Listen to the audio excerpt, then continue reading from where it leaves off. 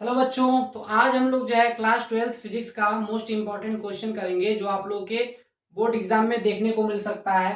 Question है वैद्युत द्विध्रुव पर लगने वाले बल आघूर्ण का व्यंजक प्राप्त कीजिए।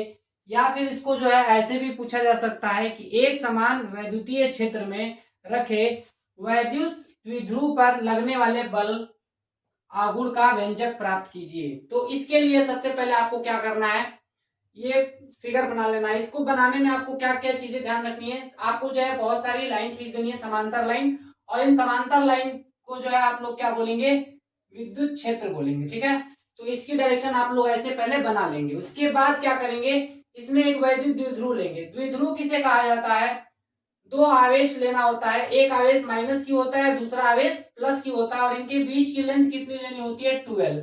ठीक है, इनके बीच की लेंथ कितनी होनी चाहिए, 12 होनी चाहिए। और इसको जो है थीटा कोण पर लेंगे, किससे, जो आप लोग जो है ये विद्युत क्षेत्र बनाए हैं इससे थीटा कोण पर इसको जो है लाकर रख देंगे। इस पर रखने के बाद क्या करना है आपको, अब जो है आप लोगों को क्या निकालना है, बल आघूर्ण निकालना है। तो बल आघूर्ण का फॉर्मूला क्या होता है, टाउ इज इक्वल टू बल गुणे अभिलंबवत दूरी। ठीक है ना, इसको टाउ बोला जाता है बल आघूर्ण को। तो यहाँ पे ये फॉर्मूला यूज करना है और इस वाले जो है फिगर में इसको अप्लाई करना है। तो इस फिगर में अप्लाई कैसे होगा उसको समझिए ध्यान से। तो यहाँ पे आप लोगों का जो ये F है वो किसके बराबर है, देखिए F बराबर मैंने लिखा है QE। ये क्या है, ये क्या बता रहा है, ये बता रहा है कि जब आप जो है आवेश को, किसी भी आवेश को जो आप जो है विद्युत क्षेत्र में रखते हैं तो उस आवेश पर बल कितना लगता है, वो इतना लगता है, QE के बराबर लगता है वो बल। अब देखिए इसको समझते हैं थोड़ा सा। तो विद्युत क्षेत्र में जब आप दो आवेश को रखेंगे तो जो धनावेश होता है वो विद्युत क्षेत्र की दिशा में उस पर बल लगता है, और ऋणावेश पर जो बल होता है वो विद्युत क्षेत्र की विपरीत दिशा में उस पर बल लगता है। तो देखिए ध्यान से, ये आप लोग का धनावेश इधर की तरफ इस पर बल लगेगा और ऋणावेश पर इधर की तरफ बल लगेगा, जिसके वजह से ये आप लोग का क्या होगा, ये जो द्विध्रुव है ये घूमेगा। ठीक है ना, इसी को टॉर्क बोला जाता है। तो वो निकालेंगे कैसे, उसको निकालने के लिए आप लोग को यहाँ पे F का मान रखना है। F का मान क्या रखेंगे, QE। देखिए यहाँ पे मैंने रख दिया। अब परपेंडिकुलर डिस्टेंस ये जो है इसको परपेंडिकुलर डिस्टेंस बोला जाता है, अभिलंबवत दूरी बोला जाता है। तो ये अभिलंबवत दूरी कैसे निकाली जाती है, तो इसको निकालने के लिए आपको क्या करना होता है, ये जो भी बल लग रहा होता है अपोजिट दिशा में, एक इधर लग रहा है एक इधर लग रहा है, तो इन दोनों के बीच की जो है अभिलंबवत दूरी लेनी होती है। तो ये दूरी निकालते कैसे हैं, तो इसको आप क्या करेंगे, ये जो आप लोग का बल है इस बल को आप पीछे की तरफ बढ़ा देंगे। बढ़ाने के बाद क्या करेंगे, इस पर लंब डालेंगे ऐसे। ठीक है, तो जब इस पर लंब डालेंगे तो यही आप लोगों की डिस्टेंस क्या कहलाएगी, परपेंडिकुलर डिस्टेंस कहलाएगी इन दोनों बल के बीच की। अब इस लेंथ को ही आप लोगों को निकालना है। अगर इस परपेंडिकुलर डिस्टेंस को आप निकाल लेते हैं तो आप डेरिवेशन जो है मान के चलिए कि आप बहुत ही आसानी से कर सकते हैं। तो इसको निकाला कैसे जाता है, तो इसको निकालने के लिए ध्यान से देखिए, यहाँ पे आपको कोण दिया गया है। यहाँ पे अगर ध्यान देंगे तो ये आप लोग का एक क्या बन रहा है, समकोण त्रिभुज बन रहा है।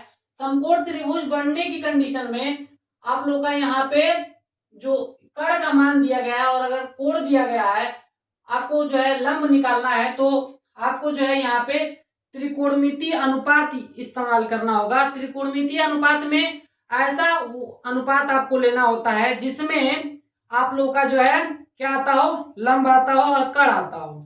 तो ऐसा कौन सा त्रिकोणमितीय अनुपात है, तो ऐसा जो है आप लोग का साइन थीटा होता है, जो कि जिसके अंदर आप लोग का लंब और कर्ण आ रहा होता है। तो साइन थीटा बराबर आप क्या लिख सकते हैं, क्योंकि हमें लंब निकालना है इसीलिए हम साइन थीटा का इस्तेमाल करेंगे। तो साइन थीटा बराबर क्या होगा, लंब बटे कर्ण। लंब है आप लोग का ये, तो ये जो है आप लोग का इसको क्या बोलेंगे, इस पॉइंट को ए नाम दिया गया, इसको सी, इसको बी लिखा है मैंने। तो लंब क्या होगा आपका, लंब होगा ए सी, और अगर कर्ण की बात करें तो कर्ण होगा बी ए। देखिए ये बी है और ये पॉइंट ए है, तो यहाँ पे इसको रख देंगे।